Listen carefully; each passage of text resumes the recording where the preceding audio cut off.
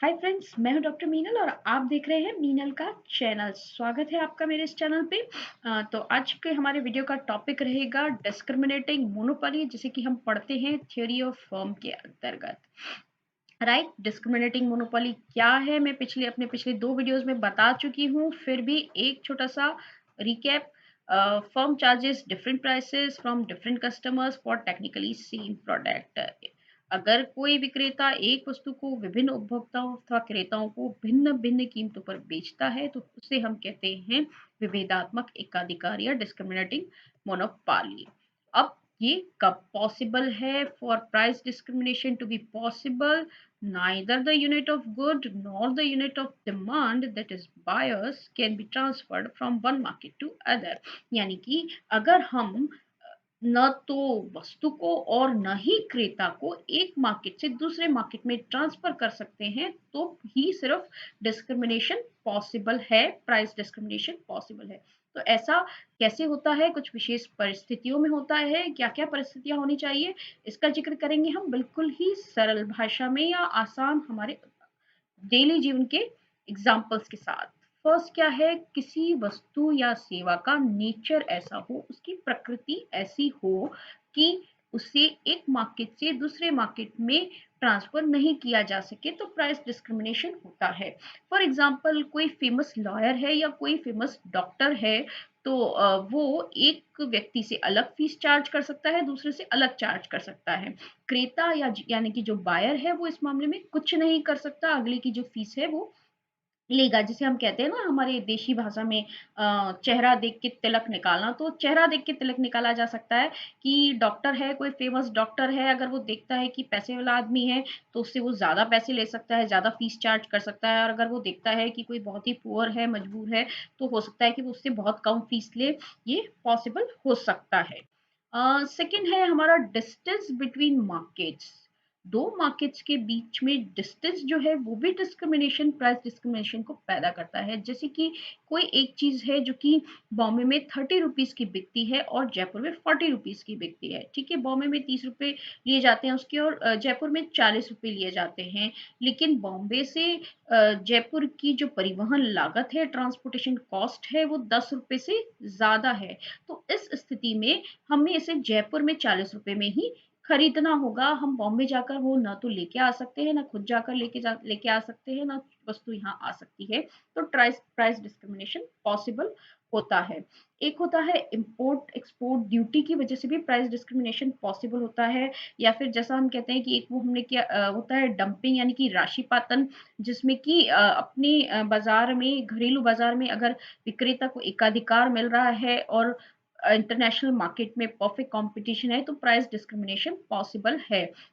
यानी कि अगर गवर्नमेंट कुछ इस तरह की ड्यूटी लगा दे अपने देश की इंडस्ट्रीज को प्रोटेक्ट करने के लिए, इंपोर्ट्स पर ड्यूटी लगा दे, तो बाहर का प्रोडक्ट देश में नहीं आ पाता, तो देश का जो प्रोड्यूसर है वो अपने देश में उस वस्तु को ज्यादा कीमत पर बेच सकता है। ये भी हो सकता है कि उसका एकाधिकार बन जाए देश में उस वस्तु के उत्पादन पर।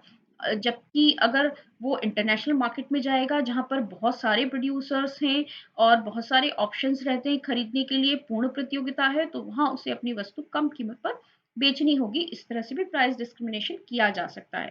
कई बार प्राइस डिस्क्रिमिनेशन लीगल बेसिस पे भी होता है। यानी कि जैसे कानूनी रूप से बिजली कंपनियां जो है इंडस्ट्रियल यूज के लिए बिजली की अलग रेट लगाती है और हमारे डोमेस्टिक यूज के लिए इलेक्ट्रिसिटी की रेट अलग लगाई जाती है। तो लीगल बेसिस पे भी डिस्क्रिमिनेशन पॉसिबल है। अब different in consumers taste and preferences, जो उपभोक्ता है उसकी रुचि और अधिमानों में फर्क होता है, उसकी वजह से भी प्राइस डिस्क्रिमिनेशन किया जा सकता है। एक ही चीज को अगर आप किसी पॉश मार्केट में बेचें या किसी शोरूम में बेचें तो उसकी प्राइस अलग रखी जा सकती है, और किसी छोटे से मार्केट में बेचें जहाँ पे वस्तुएं सस्ती मिलती हैं तो वहां पे उसी चीज की प्राइस को कम रखा जा सकता है। किसी भी चीज की प्राइस, किसी भी चीज की पैकिंग में और उसके दिखने में फ़र्क करके भी, जबकि अंदर चीज़ एक ही जैसी हो, सिर्फ़ पैकिंग, नाम, ब्रांड देख के भी आप उसकी प्राइस को डिस्क्रिमिनेट कर सकते हैं। हो सकता है वही चीज़ जहाँ लोकल मार्केट में या किसी ठेले पे आपको सस्ती मिल जाए और शोरूम में आपको वो महँगी मिले। तो ये अपने-अपने टेस्ट और प्रेफ़रेंस के हिसाब से होता है। कुछ लोग जो है अलग तरह के मार्केट में जाकर अलग तरह की दुकानों से खरीदना ही पसंद करते हैं और कुछ जो है अलग तरह की मार्केट को प्रेफ़र करते हैं, राइट? एक होता है कि अगर कंज़्यूमर लेज़ी है या उसे नॉलेज नहीं है कि वही चीज़ उसे दूसरे मार्केट में सस्ती मिल सकती है, तो भी प्राइस डिस्क्रिमिनेशन पॉसिबल है। अ अगर मैं लेज़ीनेस की बात कहूँ तो जैसे अगर मैं नहीं चाहती कि मैं रोज़-रोज़ या हर थोड़े दिन में मार्केट से सब्ज़ी लेने जाऊँ, तो मैं उसे ऑनलाइन ऑर्डर कर देती हूँ। हो सकता है कुछ ऐसा ऐप है, अगर मैं छोटी सिटी में रहती हूँ, तो ऑनलाइन ऑर्डर करने पर मुझे महँगा मिल रहा है। मुझे पता है कि ये मुझे दूसरे जगह से महँगा मिल रहा है या सब्ज़ी मंडी से महँगा मिल रहा है, लेकिन फिर भी मैं उसे खरीदती हूँ बिकॉज़ लेज़ीनेस है। कई बार ऐसा भी होता है कि नॉलेज नहीं होता, एब्सेंस ऑफ नॉलेज की वजह से भी ऐसा होता है, हमें पता ही नहीं है कि दूसरे मार्केट में ही हम अपने बाजू के मार्केट में ही जाते हैं, हमें पता नहीं है कि किसी दूसरे मार्केट में वो वस्तु सस्ती मिल रही है, तो भी प्राइस डिस्क्रिमिनेशन पॉसिबल होता है। अब एक है डिफरेंट यूसेज ऑफ गुड्स, किसी भी वस्तु के अलग-अलग तरह के यूज़ हो सकते हैं, जिसका एक बहुत अच्छा एग्ज़ाम्पल है, रेलवे जो है कोयले का भी ट्रांसपोर्ट करता है और रुई का भी ट्रांसपोर्ट करता है। हालाँकि रास्ता वही है, उतनी ही दूरी तय कर रहा है, लेकिन रेलवे में कोयले के ट्रांसपोर्ट के लिए अलग रेट चार्ज की जाती है और कॉटन के ट्रांसपोर्ट के लिए अलग रेट चार्ज की जाती है। तो ये वही सब स्थितियाँ हैं जहाँ पर कि हम वस्तु विभेद को पॉसिबल कर सकते हैं। इसके अलावा अब हम नेक्स्ट देखते हैं कि कौन-कौन से कितने तरह के डिस्क्रिमिनेशन होते हैं। एक होता है पर्सनल डिस्क्रिमिनेशन, एक होता है ज्योग्राफिकल और एक होता है अकॉर्डिंग टू यूसेज। इसकी हम बात करें तो सबसे पहले अगर मैं पर्सनल डिस्क्रिमिनेशन की बात करूं तो इसका ये मतलब है कि पर्सन टू पर्सन वेराई करती है प्राइसेस। जैसा कि मैंने अभी आपको एग्जांपल दिया था, कोई डॉक्टर है जो अलग अलग फीस चार्ज कर सकता है, अमीर से अलग, गरीब से अलग, ठीक है? तो that means price discrimination when different prices are charged from different individuals. The different prices are charged according to the level of income of consumer as well as their willingness to purchase. यानी कि consumer के income level के हिसाब से या फिर उनकी खरीदने की इच्छा के हिसाब से अलग-अलग प्राइसेस चार्ज की जाती हैं। अब है, अगर मैं बात करूं ज्योग्राफिकल एरियाज की, ज्योग्राफी के हिसाब से, तो इसका मतलब ये है कि मोनोपोलिस्ट अलग-अलग जगहों पे अलग-अलग प्राइसेस चार्ज करता है। जैसे कि मैंने आपको एक डंपिंग या राशिपान का उदाहरण दिया, घरेलू मार्केट में अलग प्राइस है और विदेशी मार्केट में अलग प्राइस है। और ये होता है ऑन लास्ट होता है on the basis of usage, यानी कि जैसे मैंने आपको एग्जांपल दिया, इलेक्ट्रिसिटी की रेट कमर्शियल के लिए अलग होगी, डोमेस्टिक के लिए अलग होगी। हम जो गैस सिलेंडर लेते हैं वो भी कमर्शियल यूज़ के लिए अलग रेट से मिलता है और डोमेस्टिक यूज़ के लिए अलग रेट से मिलता है। या फिर जैसे मैंने एक एग्जांपल दिया कि रेलवे जो है कोयले के ट्रांसपोर्टेशन के लिए अलग चार्ज लेता है और रुई के ट्रांसपोर्टेशन के लिए अलग चार्ज लेता है, राइट? तो ये तो हो गए हमारे टाइप्स ऑफ डिस्क्रिमिनेशन। अब बारी आती है इसके बाद डिग्रीज ऑफ डिस्क्रिमिनेशन की। तो कितनी तरह की होती है? 3 तरह की होती है degrees. First degree price discrimination, या जिसे कि हम परफेक्ट प्राइस डिस्क्रिमिनेशन भी कहते हैं। एक होता है सेकंड डिग्री प्राइस डिस्क्रिमिनेशन और एक होता है थर्ड डिग्री प्राइस डिस्क्रिमिनेशन। तो अब देखेंगे इन तीनों में क्या डिफरेंस है। तो देखिए, फर्स्ट डिग्री प्राइस डिस्क्रिमिनेशन, जैसा कि मैंने कहा कि इसे परफेक्ट प्राइस डिस्क्रिमिनेशन भी कहते हैं।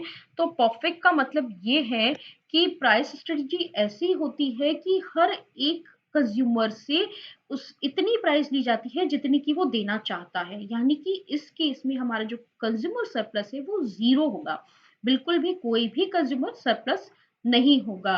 फर्म आइडेंटिफाई करती है कि एक इंसान कितना दे सकता है, कितना देना चाहता है और उतनी ही प्राइस उससे ली जाती है। जैसे कि कार सेलर होते हैं, लॉयर होते हैं, डॉक्टर होते हैं। लॉयर, डॉक्टर अपनी फीस, ये मैं एग्जांपल पहले भी दे चुकी हूँ, तो मैक्सिमम पॉसिबल फीस वो लेते हैं अगर, तो वहाँ पे कंज्यूमर सरप्लस ज़ीरो हो जाता है और यह इसे हम कहेंगे फर्स्ट डिग्री प्राइस डिस्क्रिमिनेशन या परफेक्ट प्राइस डिस्क्रिमिनेशन। हालाँकि ये थोड़ा-सा टाइम कंज्यूमिंग प्रोसेस है और बिज़नेस के लिए ये थोड़ा-सा डिफ़िकल्ट रहता है कि एक-एक का पूरा कितना वो दे सकता है, इसका डिसीज़न ले और उस हिसाब से प्राइसेज़ ले किसी भी बड़े बिज़नेस के लिए। लेकिन हाँ, इसका फ़ायदा ये है कि ये हाईएस्ट हाईएस्ट पॉसिबल प्रॉफिट को कैप्चर करता है, हाईएस्ट पॉसिबल प्रॉफिट जो है सेलर को मिलता है। फिर हम बात करें सेकंड डिग्री प्राइस डिस्क्रिमिनेशन की, तो सेकंड डिग्री प्राइस डिस्क्रिमिनेशन वो है जहां पर बायर जो है सेलर्स को डिफरेंट ग्रुप्स में डिवाइड कर देता है। That means buyers are divided into different groups and different prices are charged from these groups depending upon what they are willing to pay। ठीक है, यानी कि अलग अलग ग्रुप्स में डिवाइड कर दिया और फिर उस हिसाब से चार्जेस लेंगे कि वो कितना दे सकते हैं, वो कितना देना चाहते हैं। जैसे कि रेलवे जो है या रेलवे जो है अपने सीनियर सिटीजन्स के लिए उनकी प्राइसेस अलग होती हैं उनकी इनकम को देखते हुए, स्टूडेंट्स के लिए उनकी प्राइसेस अलग होती है और हम नॉर्मल लोगों के लिए उनकी प्राइसेस अलग होती है, बहुत डिफरेंस होता है। इसी तरह से अगर हम बात करें जहाँ वेयर हाउसेज की बात करें, रिटेलर्स की, वेयर हाउसेज रिटेलर्स की, तो आप कितनी क्वांटिटी में सामान ले रहे हैं उस हिसाब से प्राइस डिसाइड की जाती है। बिल्कुल ये सिंपल है। जैसे कि अगर आप नॉर्मल सब्जी मंडी में भी जाते हैं, प्याज लेते हैं, इफ यू परचेज 10 केजी तो वो अलग प्राइस लगाएगा और 2 केजी लेंगे तो अलग प्राइस लगाएगा। तो बिल्कुल यही वाला कंसेप्ट है बड़ी बड़ी जगह पर वेयर हाउसेज में, आप जितना बल्क में खरीदेंगे उतनी कम प्राइस लगेगी। इसी तरह इसका एक बहुत अच्छा उदाहरण है एयरलाइंस जो है वो भी इस तरह का प्राइस डिस्क्रिमिनेशन प्रैक्टिस करती हैं। जैसे हम कहते हैं ये जो मैकेनिज्म होता है इसको हम कहते हैं इंटर टेम्पोरल प्राइसिंग। तो इसके अंदर क्या होता है कि वो डिफरेंशिएट कर देती है, कुछ कंज्यूमर जो होंगे वो प्राइस सेंसिटिव होंगे, कुछ होंगे जो प्राइस इनसेंसिटिव होंगे। तो जो प्राइस सेंसिटिव है उनसे उस हिसाब से कम फेयर, लो फेयर चार्ज किया जाएगा और प्राइस इनसेंसिटिव हैं उनसे ज्यादा फेयर चार्ज किया जाएगा। जैसे कि वो एयर एशिया का जो स्लोगन है वो एक्सप्लेन करता है, want cheap fares by book early. ठीक है, अगर आप जल्दी बुक कराओगे, अगर आप प्राइस सेंसिटिव हैं, आप जल्दी बुक कराओगे तो आपको जो है कम प्राइस देनी पड़ेगी। ठीक है, ये पूरा ये जो सेकंड डिग्री का प्राइस डिस्क्रिमिनेशन है ये पूरा का पूरा कंज्यूमर सरप्लस तो नहीं लेता। हाँ, लेकिन ये प्रॉफिट को इंक्रीज जरूर करता है, नॉर्मल प्रॉफिट से थोड़ा सा ज्यादा प्रॉफिट होता है। ठीक है, अब बात करेंगे थर्ड डिग्री प्राइस डिस्क्रिमिनेशन की। इसके अंदर क्या होता है कि जो मोनोपोलिस्ट है वो मार्केट्स को डिवाइड कर देता है। ठीक है, मार्केट ए, मार्केट बी और मार्केट मतलब कि पूरे मार्केट को सब मार्केट्स में डिवाइड करेगा। मार्केट ए है, मार्केट बी है और उन दोनों में अलग अलग चार्जेस हैं, मार्केट बी, मार्केट ए, मार्केट सी। ठीक है, इस तरह से अलग अलग चार्जेस लिए जाते हैं on the basis of unique demographic subsets. ठीक है, जो यूनिक डेमोग्राफिक सबसेट होते हैं उस हिसाब से प्राइसेस को डिफरेंशिएट किया जाता है। जैसे कि अगर आप मूवी थिएटर में जाएं या किसी म्यूजियम में जाएं, अम्यूजमेंट पार्क में जाएं, रेस्टोरेंट में जाएं, अलग अलग तरह की प्राइसेस हो सकती हैं जिनको एज के हिसाब से, सेक्स के हिसाब से, लोकेशन के हिसाब से डिफरेंशिएट किया जाता है।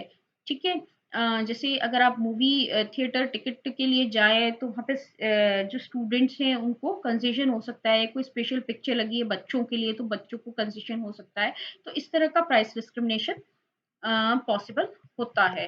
अब इसके अंदर ये है कि थोड़ा सा प्रॉफिट इसमें भी इंक्रीज होता है।